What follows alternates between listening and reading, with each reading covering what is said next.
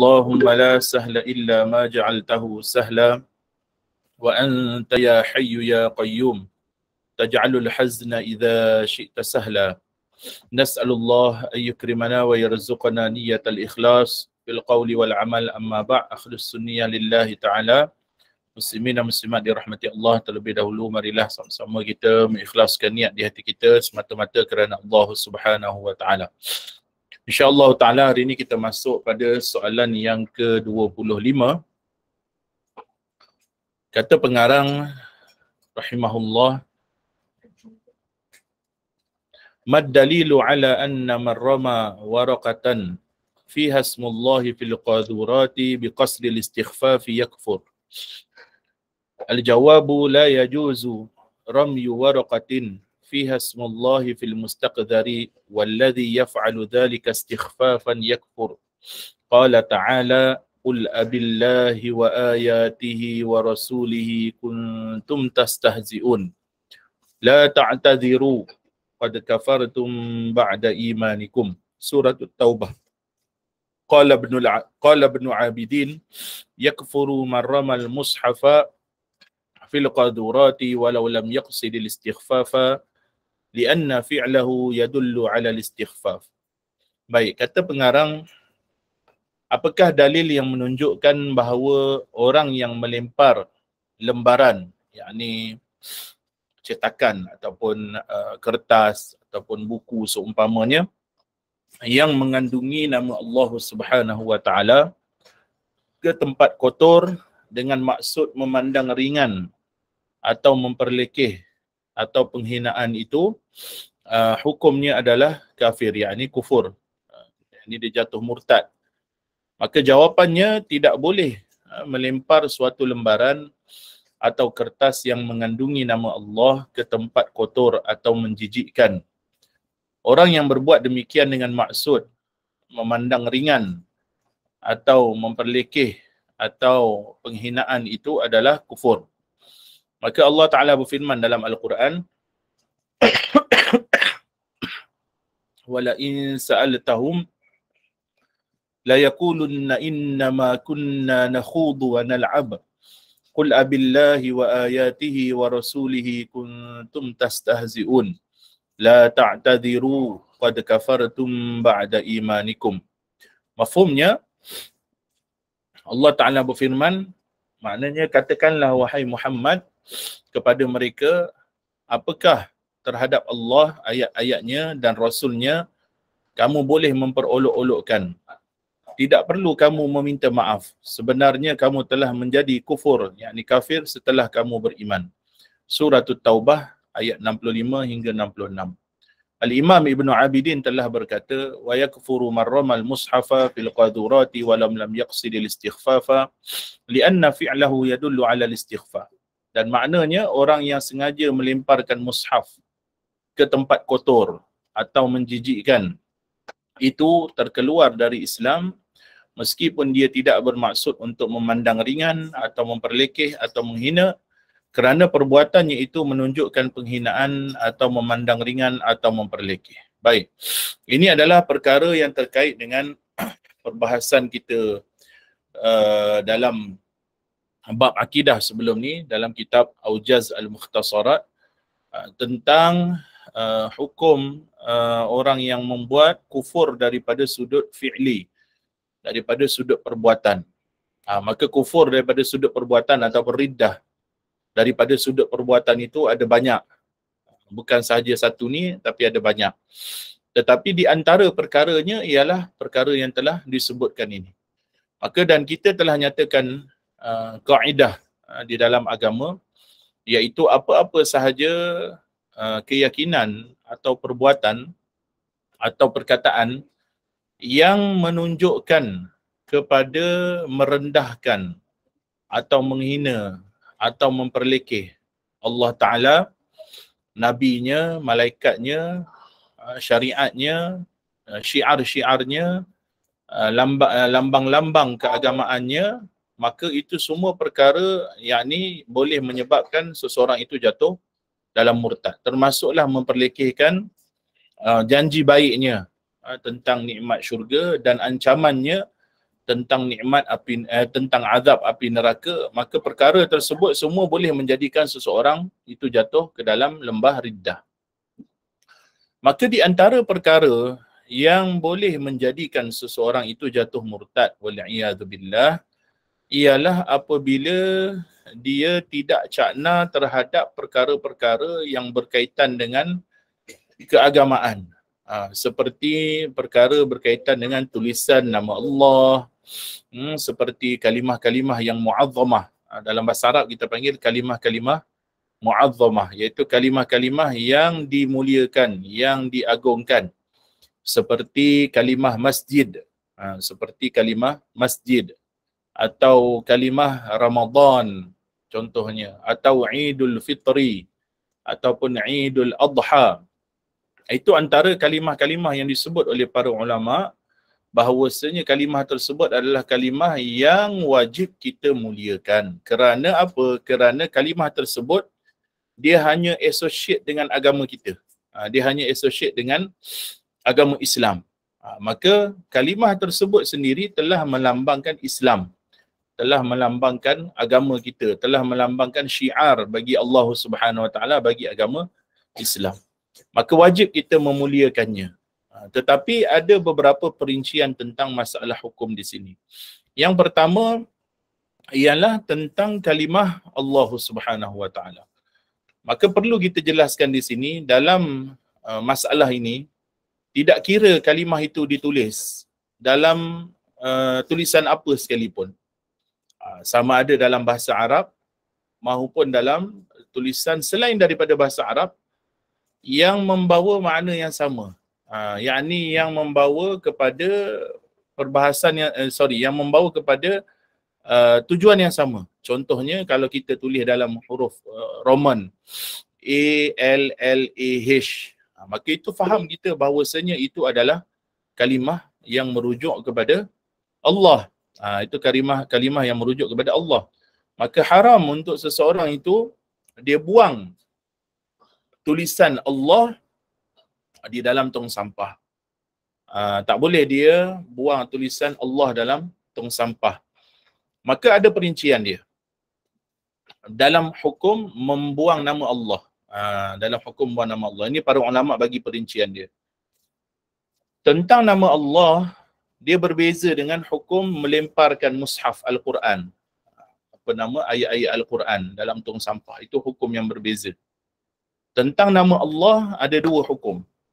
Yang pertama disebut di dalam ini ialah sekiranya dia melemparkan ataupun dia membuang nama Allah Ta'ala itu dengan niat hati dia, itu untuk memperlekehkan, merendahkan, meringankan ataupun menghina nama Allah Ta'ala itu sendiri. Maka kalau tujuannya untuk merendahkan atau untuk menghina atau memperlekeh dan sebagainya, maka jatuh kufur. Jatuh kufur. Jika tujuannya untuk menghina nama kalimah Allah.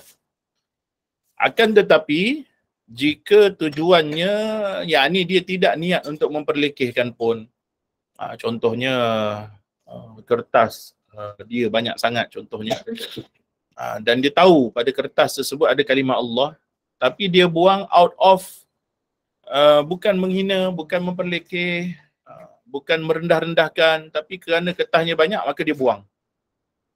Maka perbuatan tersebut dihukumkan haram. Perbuatan tersebut dihukumkan haram, maknanya berdosa jika seseorang melakukan perkara yang demikian. Tetapi jika dia niat memperlekeh dan menghina, maka itu menyebabkan seseorang itu jatuh kufur wal'iyadzubillah. Okey. Itu tentang nama Allah. Itu tentang nama Allah Subhanahu Wa Taala. Baik, berhubung dengan Al-Quran. Maka disebut di dalam kitab ini bahawasanya apa yang disebut oleh Imam Ibn Abidin, yang mana beliau berkata yakfuru man ramal mushafa fil qadurati walau lam yaqsid al-istighfaf lianna fi'lahu yadullu ala al-istighfar. Maka kata Ibn Abidin, orang yang buang mushaf Al-Quran. Bila kita sebut buang mushaf ni, maksudnya termasuklah buang lembaran Al-Quran. Meskipun bukan satu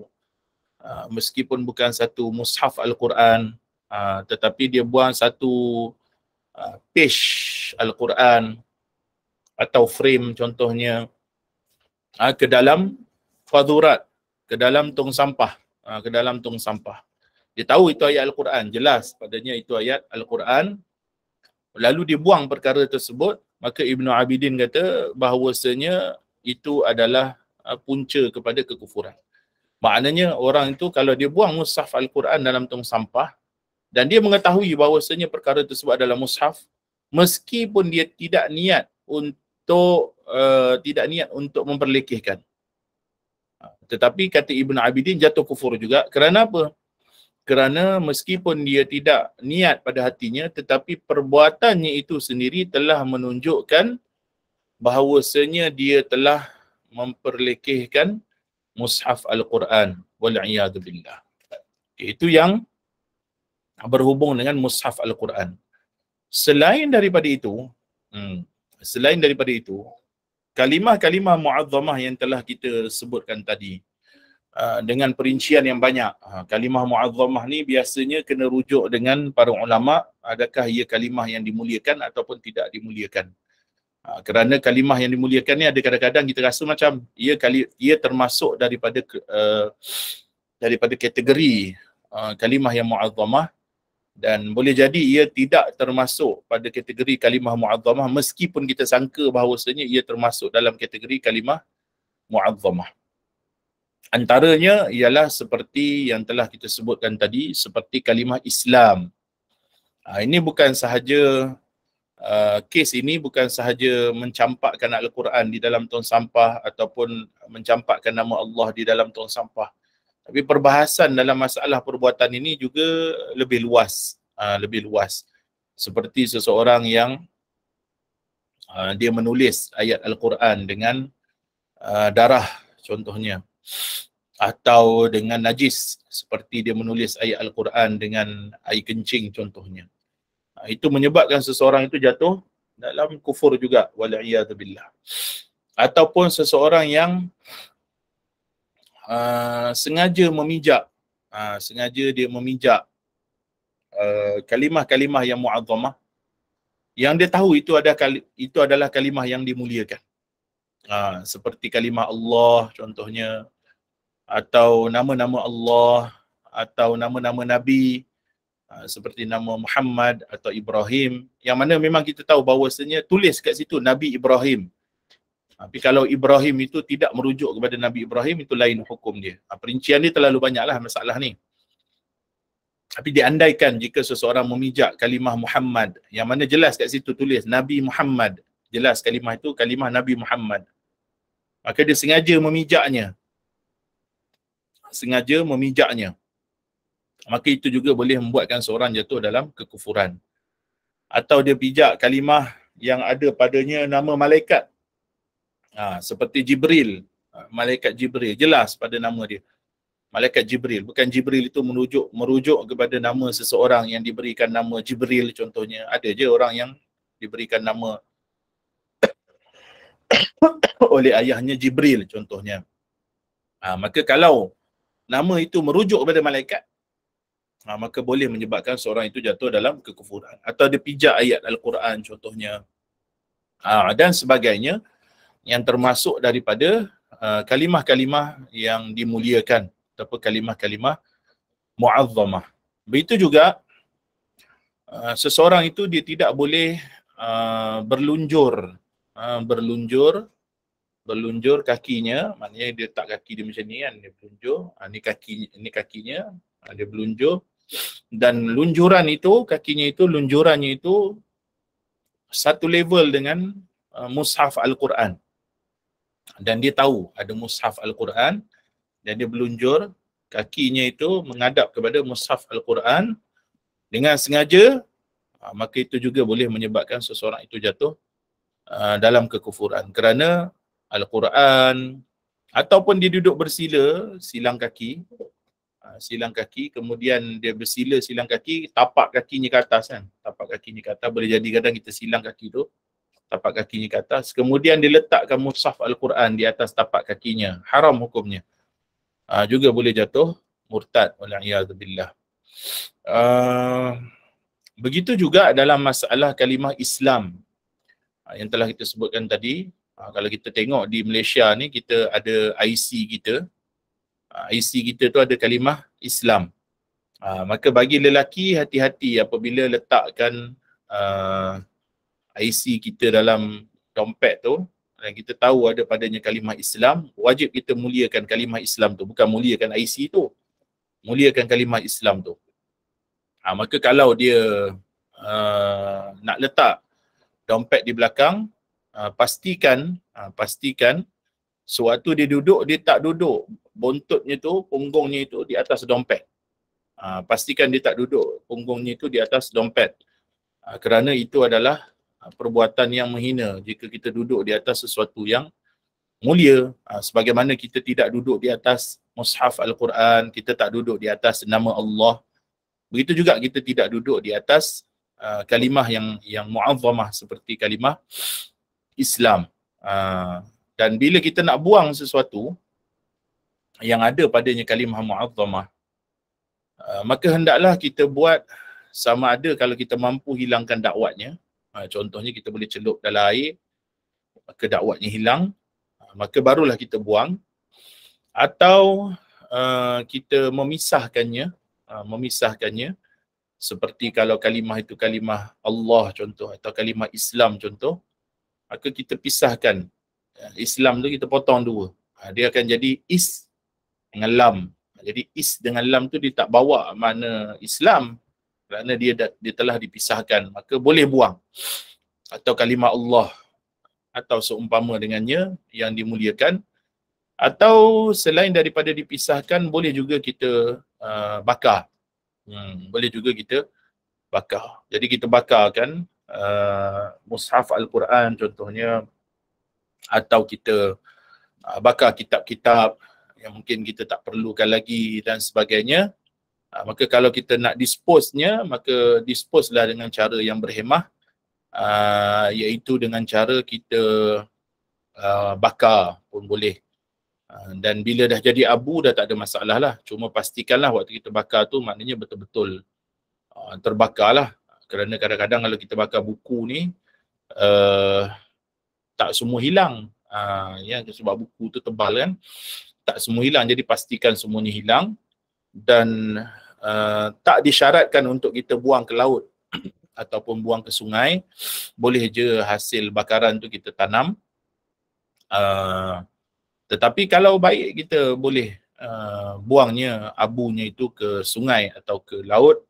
Dan dah ada dah pada zaman sekarang pihak yang cakna dalam masalah ini, lalu dia buat servis untuk disposekan ayat-ayat Al-Quran dan juga kitab-kitab yang ada padanya kalimah-kalimah yang dimuliakan, seperti yang dibuat oleh syarikat percetakan As-Saufi kalau tak silap. Kalau di Ceras tu ada, di Batu 10 kalau tak silap ada. Dan banyak lagi pihak yang dah buat dengan sedikit tabarruk lah, dengan sedikit bayaran lah. Dikira timbang kilo kalau tak silap, 1 kilo dalam RM5 rasanya untuk dispose ayat-ayat Al-Quran dan sebagainya. Maka boleh kita berikan kepada mereka untuk dispose tu. Dan juga boleh juga kita guna konsep shredder. Kalau di pejabat kita ada shredder, maka kita shredkan kertas, dan hasil daripada shred tu boleh je kita jual kepada pusat jualan besi buruk dan sebagainya. Biasa dia ambil kertas kan, tapi kita bagikan yang dah shred. Jangan kita bagi buku-buku agama yang terkandung padanya kalimah mu'azzamah yang kita tahu ada padanya kalimah-kalimah dan sebagainya, kemudian kita berikan kepada mereka tanpa kita buat shred ni, supaya kita lebih ihtiyat lah, lebih kita berhati-hati, kerana banyak pusat-pusat pusat-pusat besi buruk dan sebagainya ni, barang-barang terpakai ni, kebanyakannya ialah yang menguruskannya sama ada Indian ataupun Chinese yang non-Muslim, dan mereka ni tak cakna lah isu-isu ni. Jadi kadang-kadang dia nak tekan kertas tu masuk dalam lori, ni depan mata saya sini pernah nampak, mereka akan pijak-pijak je. Jadi kalau kita berikan kepada mereka yang belum didispose secara elok, secara syar'i, maka itu menyebabkan kalimah-kalimah kita dihina lah oleh pihak mereka. Dan mungkin mereka tak mengetahui dan kita pun tidak mengetahui perkara tersebut, tapi maksudnya kita nampak apa yang dibuat, maka untuk jalan berhati-hati janganlah berikan kepada mereka perkara tersebut, untuk mereka yang buat dispose tu ataupun pelupusan tersebut. Kemudian kalau kita lihat contohnya di bank especially bank Islam, ada kalimah Islam padanya, maka kalau kita pergi ke ATM machine dan kita dapati ada receipt, kalau kat ATM machine tu biasa dia akan tanya kan nak receipt atau tak, maka better kita tekan tak lah, kerana kalau kita tekan ya, bila keluar receipt tu kita bertanggungjawab terhadap receipt tu. Ada padanya kalimah Islam, janganlah kita buang di tong sampah rata-rata, kerana kalau kita tak muliakan agama kita, siapa lagi yang nak muliakan kalimah Islam? Andaikan kalau orang non-Muslim tunjuk pada kita rekod satu video kalimah Islam, dia campak dalam tong sampah, pasti hati kita akan marah. Tapi dalam masa sama, secara tak sedar, ada sebahagian umat Islam yang dia tak cakna isu ni, maka dia melakukan perkara tersebut. Dia buang je receipt tu dalam tong sampah tanpa dia koyakkan atau dia bakar dan sebagainya. Dan keadaan ini amat menyedihkan lah. Keadaan ini amat menyedihkan. Begitu juga di masjid-masjid, sebahagian masjid dia seronok lah, maknanya semua benda dia nak letak tulisan masjid dia kan. Contohnya Masjid Ubudiyah contoh kan. Maka pernah jadi satu kes di suatu masjid, dia cetak kalimah masjid tu dengan bahasa Arab sekali, dengan bahasa Melayu sekali. Dia cetak kalimah masjid tu di lapik kaki, di lap kaki sebelum masuk pintu masjid.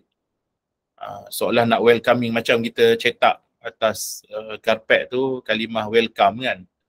Jadi dia buatlah selamat datang ke masjid, besar tulisan dia.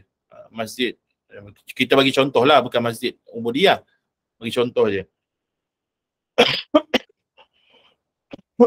Sorry. Maka Masjid Ubudiyah tu, ni kita bagi contoh tapi bukan Masjid Ubudiyah yang buat ni, masjid lain. Dia tulis padanya kalimah masjid dan dicetak. Kemudian bayangkan kalimah masjid itu jadi lap kaki orang. Orang masuk masjid, pijak lap kalimah masjid, kaki kotor tu, tapak kaki dilap. Dan Alhamdulillah, Ana salah seorang tenaga pengajar masjid tu, lalu Ana tegur dan kita gulungkan dan kita dispose lah dengan cara yang baik. Dan kita sarankan supaya dia tak buatlah perkara demikian. Tapi kalau ditulis dalam akronim, itu masalah lain lah. Kalau akronim dia tulis Masjid Ubudiyah, dia tulis MU sahaja contohnya, itu soal lain lah. Tapi dia bila tulis penuh ni masalah. Bila kita pijak dan sebagainya. Begitu juga antara yang berlaku, nak kata baru sangat pun tak jugalah, tapi telah pun dikeluarkan arahan oleh pihak Mufti Selangor. Saya tak pasti mufti lain, tapi Mufti Selangor dah keluarkan tentang larangan untuk mencetak. Kalau dulu pernah viral sekejap, orang buat jualan selipar wakaf. Selipar wakaf tu dia nak, maknanya dia bisnes, dia cetak selipar-selipar ni, dia buat selipar tu bentuk capal, capal Nabi tu. Kemudian dia buat dalam bentuk capal, kemudian dia tulis kat situ wakaf masjid. Kemudian dia ajak orang ramai untuk beli selipar-selipar tu, dan dia akan serahkan kepada masjid-masjid lah Jadi orang ramailah buat wakaf pada dia. Dia serahkan selipar tu ke masjid. Jadi masjid buat apa? Masjid buat apa? Masjid buat selipar ni dibuat jadi selipar tandas. Jadi bayangkanlah kita pijak kalimah masjid, pijak kalimah surau, kemudiannya kita bawa masuk dalam tandas, tempat yang tidak baik. Maka itu adalah tidak dibolehkan. Kalimah masjid dibawa masuk ke dalam tandas lagi dipijak. Maka kita sepatutnya orang Islam kena ada sedikit sensitivity lah terhadap perkara-perkara yang telah kita sebutkan tadi, supaya kitalah yang mana kita faham bahawasanya al-Islam ya'lu wa la yu'la alaih. Islam ini kita yang nobatkannya, kita yang meninggikannya, dan Islam tu tidak ditinggikan dengan sesuatu selain daripada Islam. Maka di antaranya perkara-perkara yang telah kita sebutkan tadi. Maka janganlah kita pula yang menjadi orang-orang yang tidak cakna dan tidak sensitif terhadap perkara-perkara berkaitan dengan agama kita. Wal'iyadzubillahi ta'ala. Baik, ada soalan dalam masalah ni? Tidak, kalau tanda halal tidak. Dan JAKIM pun dah ambil maklum, maka tanda halal sekarang dia ada ciri-cirinya itu yang telah disemak. Kalau dulu dia ada tulis Jabatan Kemajuan Islam Malaysia. Jadi sekarang ni JAKIM dah tak buat dah. Kalau kita tengok logo halal, saya sharekan jap. Sebab saya mengajar juga bidang halal ni, jadi dia punya ciri-ciri dia. Jadi sekarang ni kalau kita tengok logo halal, dia taklah seperti dahulu. Okey, logo halal ni kita tunjukkan.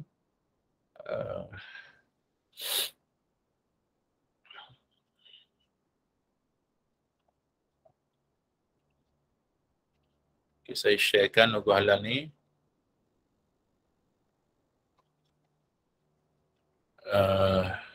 Okay, kalau kita lihat di logo halal ni, tak ada apa-apa melainkan inilah ciri-ciri logo halal. Ada kalimah Malaysia kat atas ni dalam Nurumi, kalimah dalam Jawi, kemudian bintang pucu ni kat dalam, kalimah halal, dan ada bintang 2 kat sini.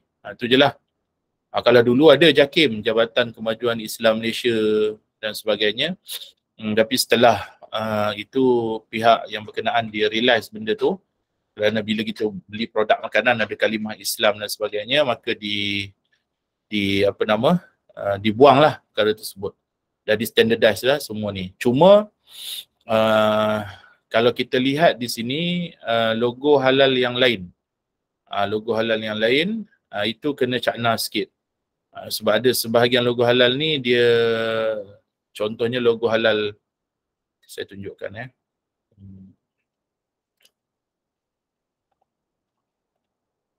Saya tunjukkan logo halal yang lain. Seperti kalau tak silap logo halal Thailand, kalau tak silap. Logo halal Thailand dia ada kalimah Islam, kalau tak silap. Betul. Okay, logo halal Thailand dia ada kalimah Islam, so kita kena cakna lebih sikit lah kalau kita beli produk tu. Kalau kita perasan, maka janganlah kita buang rata-rata, melainkan kita dah pisahkan. Saya tunjuk contoh je. Logo halal Thailand ni.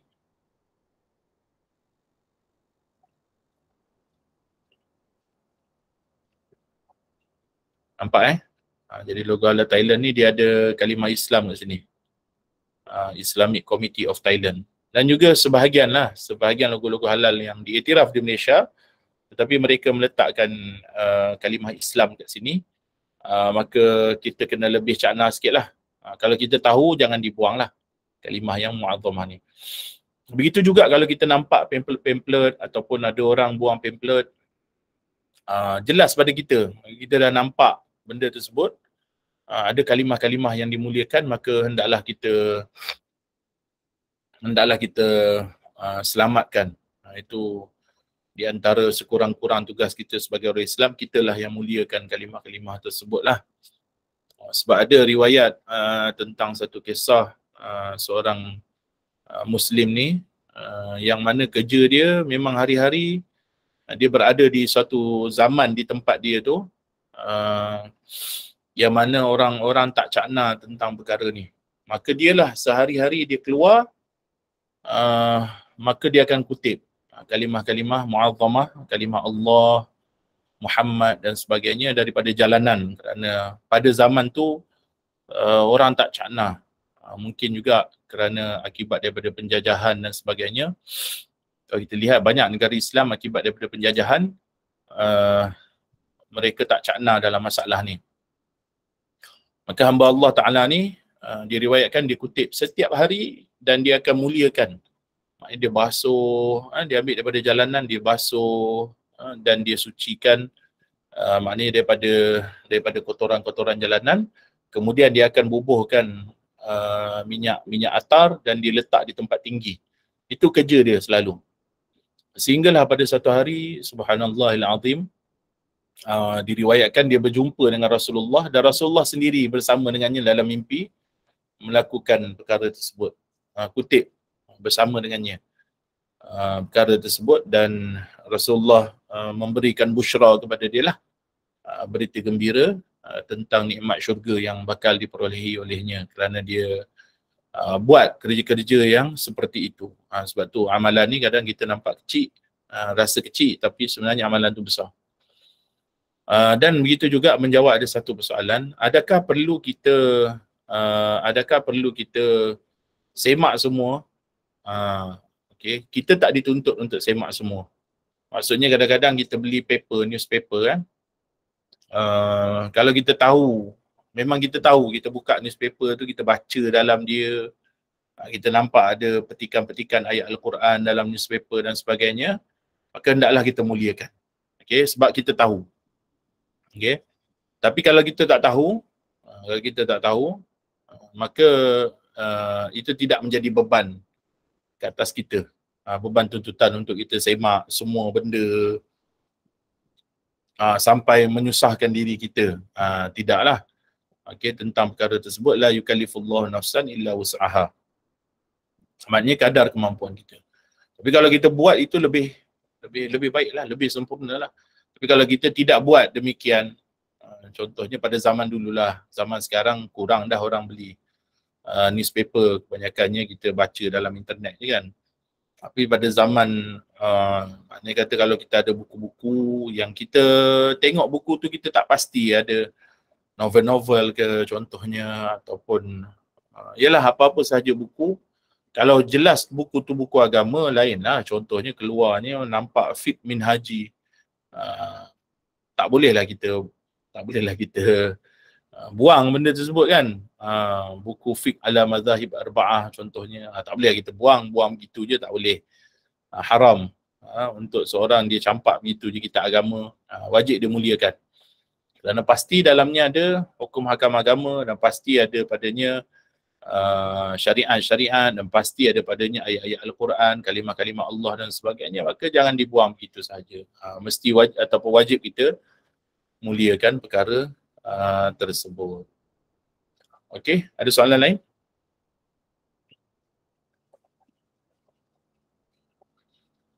Jelas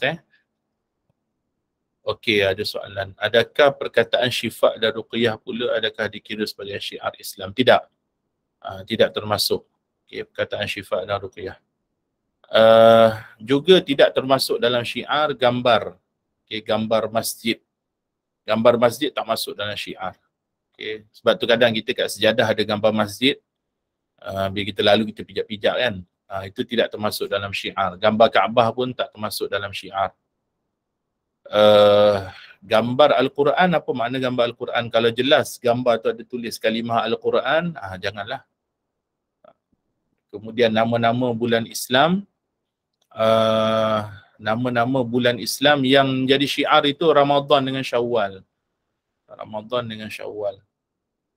Ya, kerana nama tu dia memang associate dengan puasa di bulan Ramadan, dan juga Syawal itu dia associate dengan apa nama tu, dengan Idul Fitri. Idul Fitri. Ada nama-nama yang lain tu nanti ana rujuk balik insya-Allah. Ana rujuk balik apa hukumnya. Barakallahu fiik. Baik. Kalau tak ada soalan lain, kita pergi sekejap kepada soalan seterusnya dalam masalah nazar. Kita ada masa lagi sikit. Dan hukum nazar ni ringkas je soalannya. Baik. Kata pengarang, ma hukmun nadhri? Ya, al-jawab yajuzun nadhru fima huwa qurbatun ila Allah wa yajibul wafa'u bihi amma ma huwa muharramun fala yajuzu wa la yajibul wafa'u bihi. Qala ta'ala yufuna bin nadhr. Suratul Insan. Wa qala Rasulullah sallallahu alaihi wasallam man nadhara ay yuti'a Allah falyuti'hu wa man nadhara ay ya'siyahu fala ya'sih. Rawahul Bukhari. Baiklah. Kata pengarang bincangkan tentang ma hukmun nazar, iaitu apakah hukum bernazar. Maka jawapannya boleh untuk kita bernazar. Bernazar ini termasuk dalam perkara ketaatan kepada Allah Subhanahu wa taala atau pendekatan diri kepada rahmat Allah Subhanahu wa taala.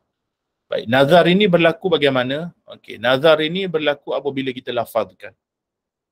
Apabila kita lafazkan. Contohnya, jika seseorang dia lafazkan, kalau aku beroleh sekian, maka aku akan buat sekian. Tapi kalau semata-mata benda tersebut di dalam hatinya, masih lagi belum menjadi nazar yang wajib untuk dia penuhi. Maknanya kalau dia dah lafazkan nazar tersebut, barulah dikira sebagai nazar. Dan nazar ini hukumnya wajib. Wajib untuk kita melakukan nazar tersebut. Kerana jika tidak dilakukan, maka akan dikenakan kafarah bagi nazar. Dan nazar ini hendaklah seseorang dia faham bahawasanya nazar hanyalah pada perkara yang ketaatan. Perkara yang ketaatan. Bukan perkara yang haram.